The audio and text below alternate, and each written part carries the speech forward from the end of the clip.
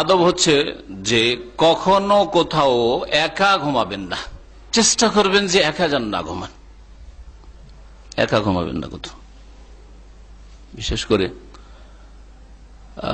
যদি একটা পুরো বিল্ডিং আছে আর একাই পুরো বিল্ডিং ঘুমিয়ে আছেন, একটা ফ্ল্যাট আছে একাই ঘুমাচ্ছেন, না, ঠিক আছে রাত দিন হয়তো বসবাস করছেন আপনি একা এক রুমে পাশে, তারপরে উত্তম হচ্ছে যে না, এক রুমে একজন একা ঘুমাবেন না, এতে শয়তান বেশি সুযোগ দেবে।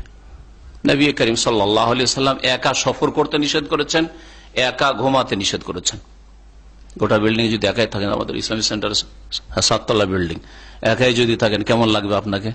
এমনিতে একটা ভ্রম, হ্যাঁ, এমনিতে শয়তান আপনার মধ্যে এমন পালপিটেশন সৃষ্টি করবে, ভ্রম হবে। গত কয়েকদিন আগে রাত্রে এসে বসে থেকে গেলাম 11টা পর্যন্ত ইসলামিক সেন্টারে। 11টার পরে বেরোলাম, সাধারণত এরকম করি না, কিন্তু ব্যতিক্রম সেই দিন বসে থেকে গেলাম, তারপরে বেরোলাম, সমস্ত কিছু অন্ধকার। দেখি আমাদের আহমেদ যাচ্ছে 10:30 পর্যন্ত, ও লাইট ফাইট বন্ধ করে সমস্ত কিছু অন্ধকার করেছে, নিজে লাইটটা জ্বালিয়ে লিফট দেখতে হইলো, নামতে হইলো, তো কেমন যেন মনে হচ্ছে, হ্যাঁ, একা এত বড় একটা বিশাল বিল্ডিং যেন কেমন মনে হচ্ছে। তাহলে যার ইমান দুর্বল তার মধ্যে আরো কত কিছু হইতে পারে। হ্যাঁ, শয়তান যখন দেখবে যে না এর মন খুব দুর্বল, এ ভয় পাচ্ছে, তখন চেপে বসে। এটা হচ্ছে শয়তানের বদ চরিত্র। যদি দেখে যে ইমান দুর্বল, আমল দুর্বল, আর মনটাও দুর্বল হয়ে পড়েছে, ওর চেহারা দেখে বোঝা যাচ্ছে যে ভয় পাচ্ছে, তখন আপনাকে আর ছাড়বে না কিন্তু। আর এইভাবে কিন্তু জিন শয়তান স্পর্শ করে, জিন শয়তান যে ধরে, আমাদের বিশেষ করে মহিলারা অন্তরের দিক থেকে বেশি দুর্বল, এই জন্য মহিলাদের বেশি জিন শয়তান ধরে। আব্দুল্লাহ বিন উমর রাদিয়াল্লাহু তাআলা আনহু থেকে বর্ণিত, বলছেন যে নবী করিম সাল্লাল্লাহু আলাইহি ওয়াসাল্লাম সম্পর্কে তিনি বলছেন, আন্নান নবী সাল্লাল্লাহু আলাইহি ওয়াসাল্লাম নাহা আনিল ওয়াহদাতি আন ইয়াবিতার রাজুলু ওয়াহদাহু আও ইউসাফিরা ওয়াহদাহ। নবী সাল্লাল্লাহু আলাইহি ওয়াসাল্লাম একাকী হতে নিষেধ করেছেন, একাকী হতে নিষেধ করেছেন। তারপরে তার ব্যাখ্যা করে তিনি বলছেন যে আন ইয়াবিতার রাজুলু ওয়াহদাহু, কেউ রাত কাটাবে একাই, একাই এক ঘরে, এক ফ্ল্যাটে, এক বিল্ডিং এ রাত কাটাবে, এইরকম করতে নিষেধ করেছেন। আও ইউসাফিরা, একাই সফর করে, একাই গাড়িতে চেপে গেছেন আর খুব বাহাদুরি দেখাচ্ছেন, এখান থেকে চলে গেলেন মক্কা জেদ্দা, আমি একাই চালাই, একাই ড্রাইভিং করি। না, এত বাহাদুরি করি না, সাথী সঙ্গী নিয়েন একজন।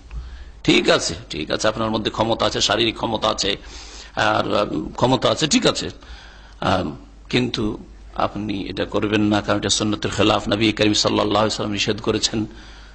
যদিও এই বিষয়গুলি হারাম নাজায়েজ না হোক, কিন্তু অপছন্দনীয়, আপনার জন্য ক্ষতিকর, সেই জন্য রাসূলুল্লাহ সাল্লাল্লাহু আলাইহি ওয়াসাল্লাম নিষেধ করেছেন। হাদিসটি মুসনাদ আহমদের, আল্লামা নাসির আলবানী হাদিসটিকে সহিহ বলেছেন। একা হইলে কি হয়? একা হইলে মানুষ কেমন একটা যেন অনুভব করে যে কেউ নাই, এখানে কেউ নাই, রাতের অন্ধকার, কোন একটা কিছু একটু কিছু একটা সারা শব্দ হইলেই যেন কেমন মনে হয় যে কেউ নাই, আমি একাই আছি, এইরকম হতে পারে। তারপরে বিভিন্ন রকমের ভ্রম আপনাকে আওহাম ধরতে পারে, ভ্রম ধরতে পারে, শয়তান মানুষকে নিয়ে খেলা করতে পারে। একা হইলে, একাই এমনিতেও থাকা ঠিক নয়, বিশেষ করে যুবক মানুষ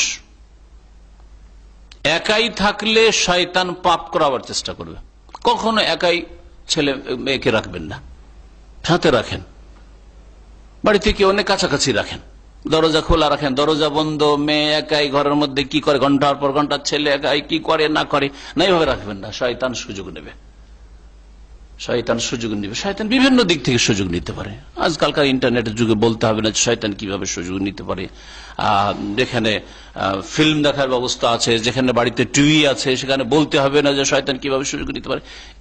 এছাড়াও চরিত্র নষ্ট হতে পারে। যুবক মানুষ নির্জনে গেলে যদি ভালো কাজে সময়টাকে ব্যয় না করে, তাহলে শয়তান মন্দ কাজের দিকে নিয়ে যাবে, বিভিন্ন ভাবে মানুষকে গুনাহে লিপ্ত করতে পারে।